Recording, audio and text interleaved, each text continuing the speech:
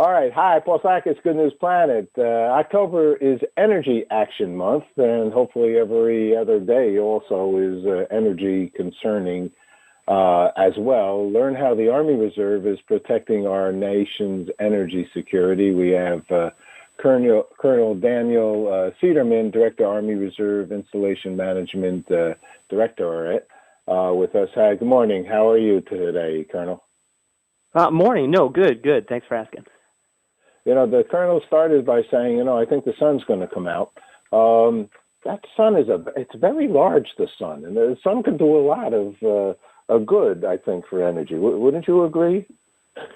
No, I would definitely agree with that. In regards to renewables and things of that nature, yeah, certainly agree. It has the best footprint of them all, they say, in general. So tell us, what does the Army? This is an interesting. We're going to have an interesting conversation about this. How does the Army get involved with energy conservation? So I think the important thing is kind of first describe the scope of our Army Reserve facilities. So we have about 4,000 facilities nationwide that support roughly 200,000 soldiers, then also about 11,000 civilians. And this is on installations and then also facilities that are kind of distributed amongst different communities. So those are the local reserve centers that you see. And so because of that, energy touches just about every aspect of the Army Reserve mission, and conserving power is very important. And that kind of gets into a couple of the key things that we're looking at in the Army Reserve. And the first one being good stewards of the taxpayer dollars. So we want to make sure that the money that is entrusted to us by the American people is used wise and responsibly. So if we can trim down our consumption of power through renewables and things of that nature, then we'll have more money available to kind of go into that second part, which is our operational missions. Now, operational missions means a little bit more than just providing trained and ready warfighters overseas. It's also focused back here at home because our local Army Reserve centers and our soldiers support the local populations in times of crisis. So if something were to happen, a natural disaster, we'll be ready and prepared to provide the support needed to protect the American people. And the reserves are always there in time of need, and the disasters, natural disasters, so on and so forth. The good news is they call out the reserve, and the reserve, as soon as you hear that, somebody sincere and competent is going to take charge of a situation and help to make it a better one. Simple ways for everyone to reduce their energy footprint include. What are some good thoughts here?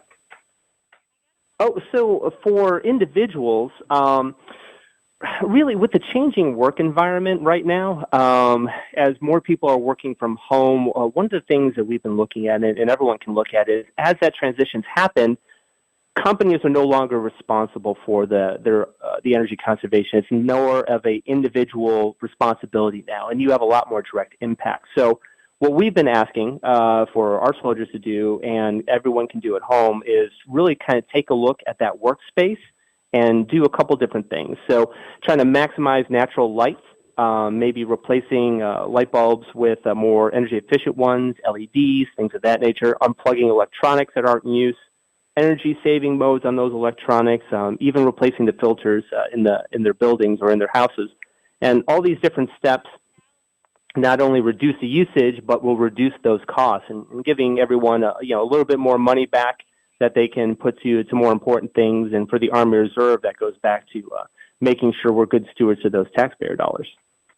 You have a good list here. We'll put the text here, whether weathering your home to eliminate leaks, more energy efficient office, as you're saying, powering down computers, unplugging electronics if they're not in use, recycling packaging materials, adjusting your thermostat. I think they say it's a carbon footprint. If we're all more conscientious, and unfortunately, this is with regard to packaging and things like this.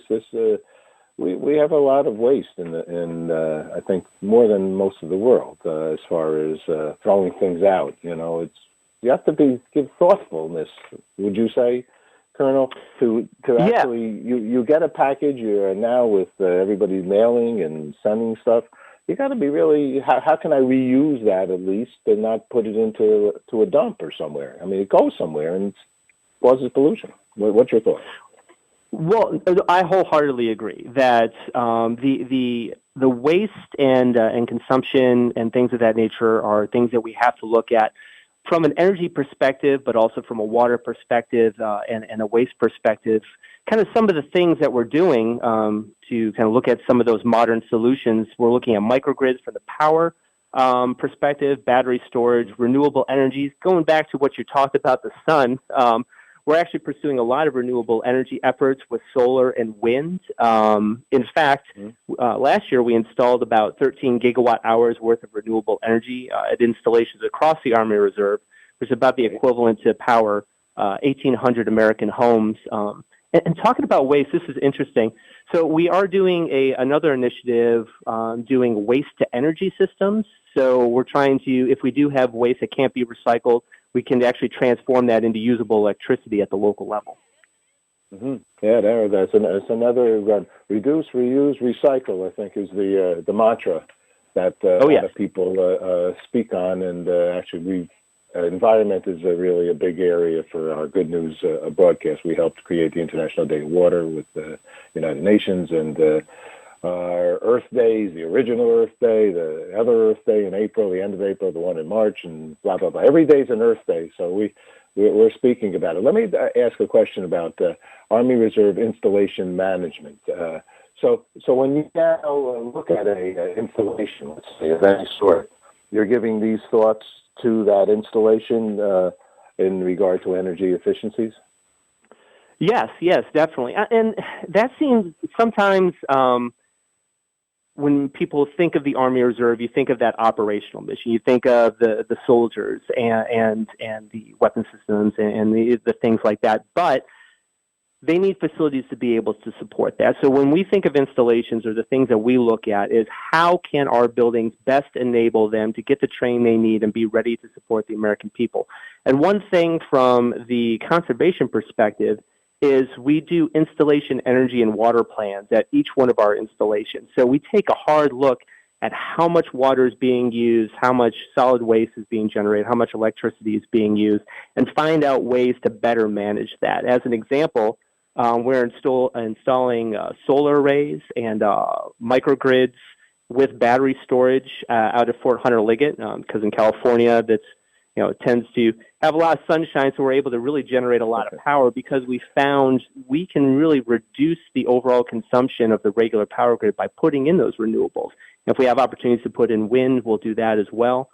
So we really try to get after that from a holistic perspective, because anything we can do to conserve energy and make those facilities more resilient, that supports not only the Army Reserve warfighter, but also the population it supports.